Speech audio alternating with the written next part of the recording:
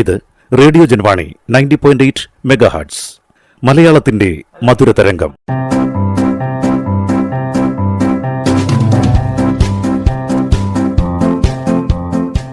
ഇപ്പോൾ വാരാന്ത്യ ലോക വൃത്താന്തം കേൾക്കാം. പ്രൊഫസർ ജെ ജേക്കബ് അവതരിപ്പിക്കുന്നു.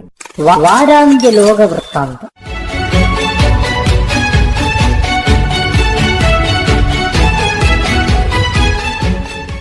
എല്ലാ മാന്യ ശ്രോതാക്കൾക്കും ലോകവൃത്താന്തത്തിലേക്ക് സ്വാഗതം.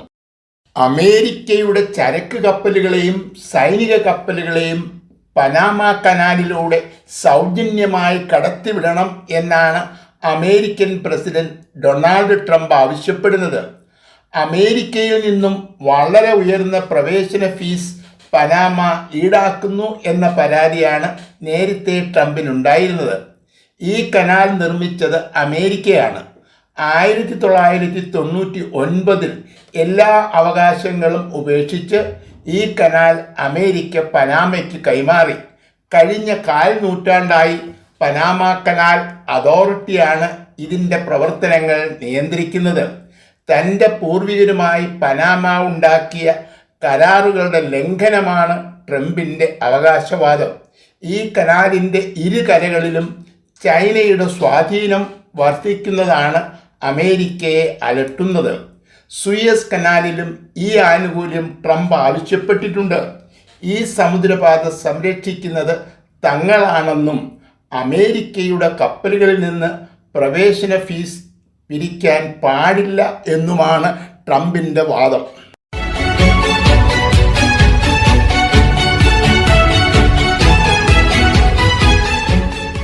മെയ് 8 മുതൽ 11 വരെ യുദ്ധം നിർത്തിവെക്കുമെന്ന് റഷ്യൻ പ്രസിഡന്റ് പുടിൻ തിങ്കളാഴ്ച പ്രഖ്യാപിച്ചു. 2ാം ലോക യുദ്ധത്തിൽ ജർമ്മനി റഷ്യൻ സൈനികർക്ക് മുൻപിൽ കീഴടങ്ങിയത് ഈ ദിവസമാണ്. ഏകപക്ഷീയമായ പുടിൻ്റെ പ്രഖ്യാപനത്തെ ഒരു തട്ടിപ്പായിട്ടാണ് ഉക്രൈൻ വിലയിരുത്തുന്നത്. മധ്യസ്ഥന്മാരുമായുള്ള ചർച്ചകൾ കൂടാതെ പ്രഖ്യാപനം നടത്തിയതാണ് സംശയത്തിനു കാരണം. ഏപ്രിൽ 19 ഈസ്റ്റർ പ്രമാണിച്ച് റഷ്യ ഒരു ദിവസത്തെ വെടിനിർത്തൽ പ്രഖ്യാപിച്ചിരുന്നു. എന്നാൽ യുദ്ധം നിർത്തിവെച്ചില്ല എന്നാണ് ഉക്രൈൻ ആരോപിക്കുന്നത്. ഇത്തരം പ്രഖ്യാപനങ്ങളല്ല, ചർച്ചകളുടെ അടിസ്ഥാനത്തിൽ ഉടമ്പടികൾ ഒപ്പുവെക്കണം എന്നാണ് ഉക്രൈൻ ആവശ്യപ്പെടുന്നത്. 24 മണിക്കൂറിനുള്ളിൽ ഈ യുദ്ധം അവസാനിപ്പിക്കും എന്നത് ട്രംപിൻ്റെ തിരഞ്ഞെടുപ്പ് വാഗ്ദാനമായിരുന്നു. 100 ദിവസങ്ങൾ കഴിഞ്ഞിട്ടും ഈ വാഗ്ദാനം പാലിക്കാൻ കഴിയാത്തത് വലിയ നാണക്കേടായിരിക്കുകയാണ്. പോപ്പിൻ്റെ ശവസംസ്കാര ചടങ്ങിൽ പങ്കെടുക്കാൻ റോമിലെത്തിയപ്പോഴും സെലൻസ്കിയുമായി ട്രംപ് ചർച്ചകൾ നടത്തി. യുദ്ധം നിർത്തിവെച്ച് സമാധാന കരാറിൽ ഒപ്പിടാനാണ് അമേരിക്കൻ പ്രസിഡന്റ് പുടിനോട് ആവശ്യപ്പെടുന്നത്.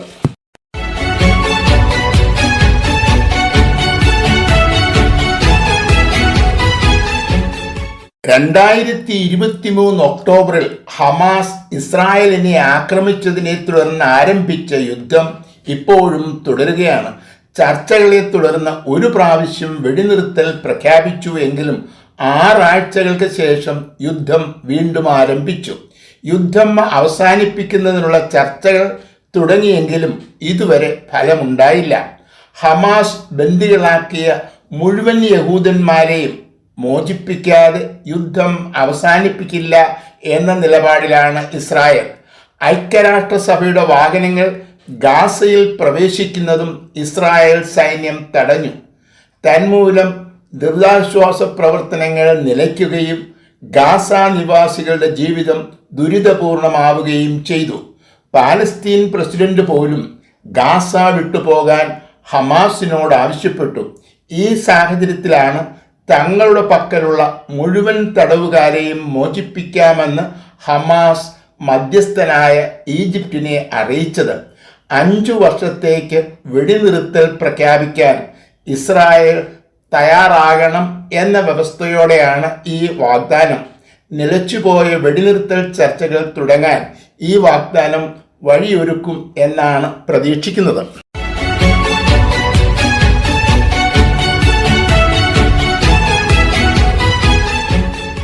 ഏപ്രിൽ 22-ന് പെഹൽഗാമിൽ നടന്ന ഭീകരാക്രമണത്തെ ഐക്യരാഷ്ട്രസഭയുടെ സുരക്ഷാ സമിതി അപലപിച്ചു. ഇന്ത്യയും പാകിസ്ഥാനും തമ്മിലുള്ള വിഷയത്തിൽ ഇടപെടില്ല എന്നാണ് അമേരിക്കൻ പ്രസിഡന്റ് പ്രതികരിച്ചത്. ഈ വിഷയത്തിൽ ഒരു വിദേശ രാഷ്ട്രത്തിൻ്റെയും ഇടപെടൽ ഇന്ത്യ സ്വാഗതം ചെയ്യുന്നില്ല.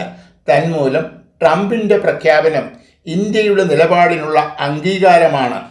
എന്നാൽ ഒരു നിഷ്പക്ഷ ഏജൻസി ഇതേക്കുറിച്ച് അന്വേഷിക്കണം എന്നാണ് ചൈന ആവശ്യപ്പെടുന്നത്.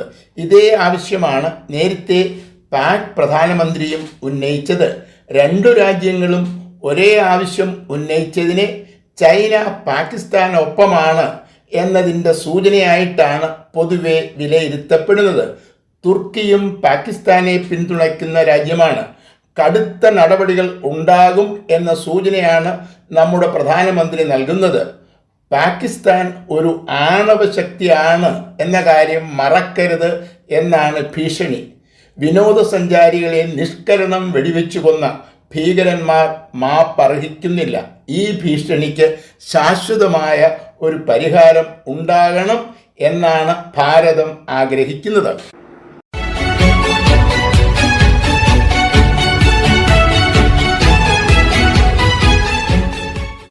കാലം ചെയ്ത ഫ്രാൻസിസ് മാർപ്പാപ്പായുടെ മരണാനന്തര ശുശ്രൂഷകളിൽ നമ്മുടെ രാഷ്ട്രപതിയടക്കം 130 രാജ്യങ്ങളുടെ പ്രതിനിധികൾ പങ്കെടുത്തു.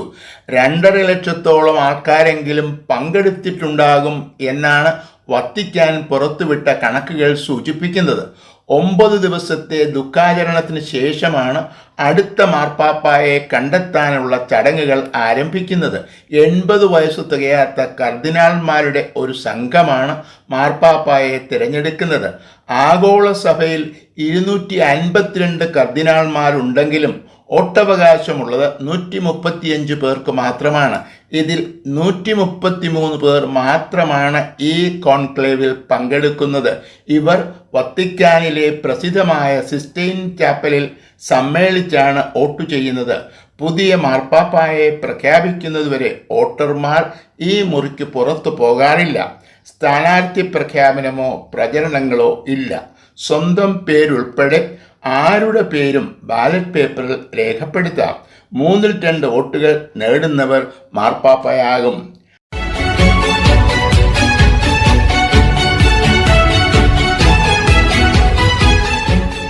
കാനഡയിൽ നടന്ന തിരഞ്ഞെടുപ്പിൽ ലിബറൽ പാർട്ടി ഭരണം നിലനിർത്തി. ജനപിന്തുണ കുറഞ്ഞതിനെ തുടർന്നാണ് ജസ്റ്റിൻ ട്രൂഡോ പ്രധാനമന്ത്രി സ്ഥാനവും പാർട്ടി നേതൃത്വവും ഒഴിഞ്ഞത്. പുതിയ പ്രധാനമന്ത്രി മാർക്ക് കാർണിയുടെ നേതൃത്വത്തിലാണ് ലിബറൽ പാർട്ടി തിരഞ്ഞെടുപ്പിനെ നേരിട്ടത്. കാനഡ അമേരിക്കയുടെ 51ാമത് സംസ്ഥാനമാകണം എന്ന ട്രംപിൻ്റെ നിർദ്ദേശത്തെ എതിർക്കുന്നതിൽ ഭരണകക്ഷിയും പ്രതിപക്ഷവും മത്സരിക്കുകയായിരുന്നു. കാനഡയെ വിഭജിക്കാനുള്ള അമേരിക്കയുടെ ഗൂഢനീക്കങ്ങളെ എതിർത്തു തോൽപ്പിക്കാനാണ് രണ്ടു പാർട്ടികളും വോട്ടർമാരോട് ആവശ്യപ്പെട്ടത്. ന്യൂ ഡെമോക്രാറ്റിക് പാർട്ടി നേതാവായ ജഗ്മീത് സിംഗിന് സ്വന്തം സീറ്റ് നിലനിർത്താൻ കഴിഞ്ഞില്ല. ഈ പാർട്ടിക്ക് നേരത്തെ ഉണ്ടായിരുന്ന 25 സീറ്റുകൾ 7 കുറയുകയും ചെയ്തു. ഈ പാർട്ടി പിന്തുണ പിൻവലിച്ചതിനെ തുടർന്നാണ് ജസ്റ്റിൻ ട്രൂഡോ പ്രധാനമന്ത്രി സ്ഥാനം രാജിവെച്ചത്.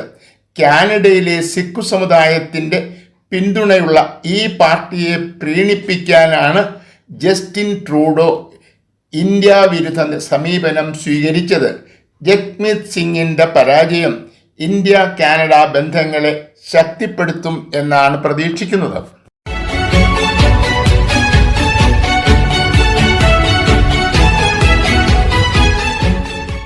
ആസാദിൻ്റെ ഭരണം തകർന്നതിനെ തുടർന്ന് സിറിയയിൽ ആഭ്യന്തര കലാപം ശക്തമായി തുടരുകയാണ്.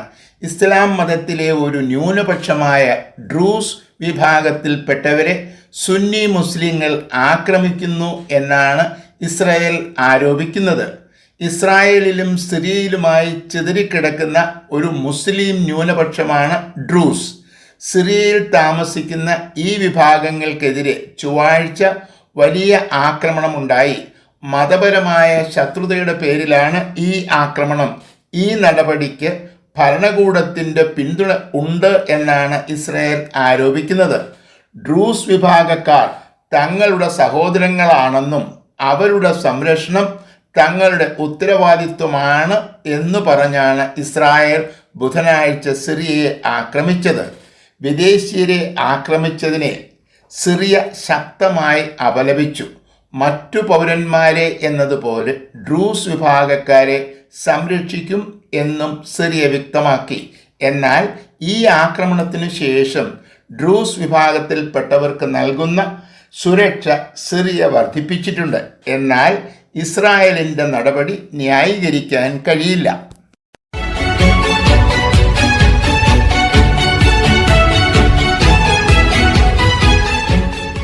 ഹമാസിനെ പിന്തുണയ്ക്കുന്നതിൻ്റെ ഭാഗമായിട്ടാണ് ചെങ്കടലിലൂടെ ഇസ്രായേലിലേക്ക് പോകുന്ന കപ്പലുകളെ ഹൗദികൾ ആക്രമിക്കാൻ തുടങ്ങിയത്.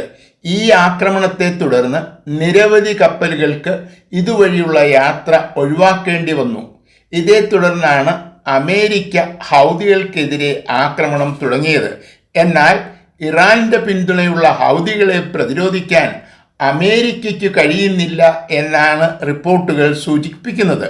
ബുധനാഴ്ച ഇംഗ്ലണ്ടിൻ്റെയും അമേരിക്കയുടെയും സംയുക്ത സൈന്യം ഹൗദി താവളങ്ങൾ ആക്രമിച്ചു. ജനവാസ മേഖലയിൽ നടത്തിയ ആക്രമണത്തിൽ നിരവധി സാധാരണക്കാർ കൊല്ലപ്പെട്ടു എന്നാണ് ഹൗദികൾ ആരോപിക്കുന്നത്. സൈനിക താവളങ്ങൾ തകർക്കുകയായിരുന്നു എന്നാണ് അമേരിക്കയുടെ വാദം. മിസൈലുകൾ വിക്ഷേപിക്കുന്ന താവളങ്ങളെയാണ് ആക്രമിച്ചത്.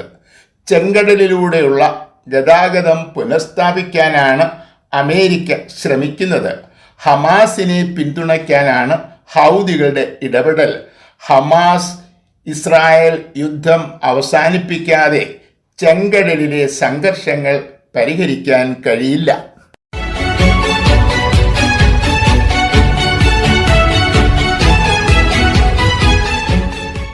ഗാസയിലെ വെടിനിർത്തൽ ചർച്ചകൾ ഫലം കാണാത്തതുമൂലം ഗാസ നിവാസികളുടെ ജീവിതം നരകതുല്യമായി.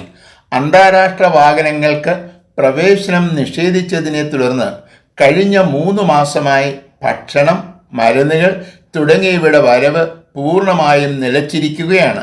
ഒഴിഞ്ഞ പാത്രങ്ങളുമായി വിതരണ കേന്ദ്രങ്ങളുടെ മുൻപിൽ മണിക്കൂറുകളോളം കാത്തുനിന്നതിന് ശേഷം 1 മണി അരി പോലും ലഭിക്കാതെ നിരാശരായി മടങ്ങുന്ന മാതാപിതാക്കളുടെ ചിത്രങ്ങൾ ഒട്ടുമിക്ക മാധ്യമങ്ങളും ലോകത്തിനു മുൻപിൽ വരച്ചു കാട്ടുന്നു. തങ്ങളുടെ സഹോദരങ്ങളെ വിട്ടുതരാൻ ഹമാസ് തയ്യാറാകാത്തതുകൊണ്ടാണ് ഇസ്രായേൽ ഐക്യരാഷ്ട്രസഭയുടെ വാഹനങ്ങൾക്ക് നിരോധനം ഏർപ്പെടുത്തിയത്. ഹമാസ് എന്ന തീവ്രവാദി സംഘടനയാണ് ഇസ്രായേലിനെതിരെ പോരാടുന്നത്.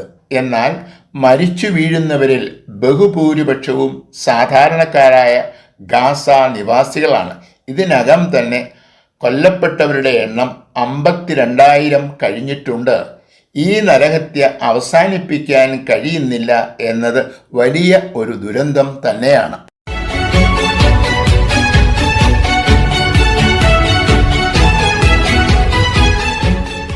ഉക്രൈനും അമേരിക്കയും തമ്മിലുള്ള അഭിപ്രായ വ്യത്യാസങ്ങൾ അവസാനിക്കുമെന്നാണ് പ്രതീക്ഷിക്കുന്നത്.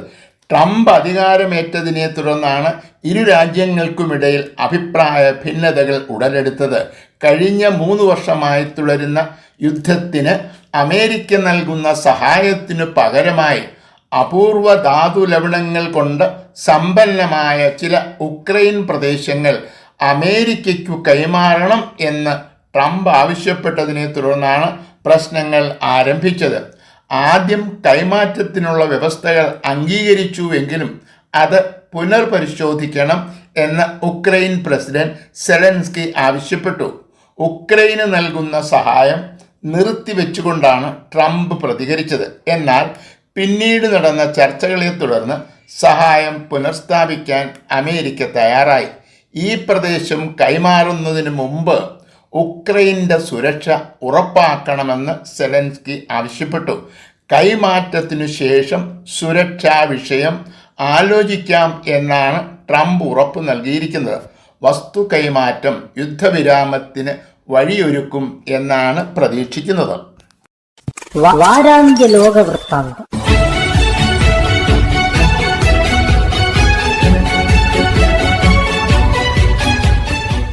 തയ്യാറാക്കി അവതരിപ്പിച്ചത് പ്രൊഫസർ ജെ ജേക്കബ്.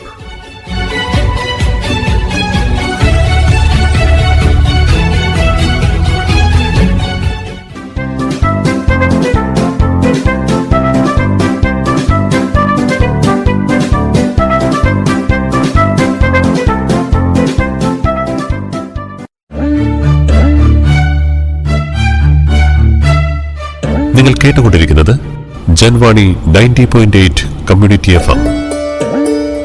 അറിയേണ്ടതും കേൾക്കേണ്ടതും മാത്രം.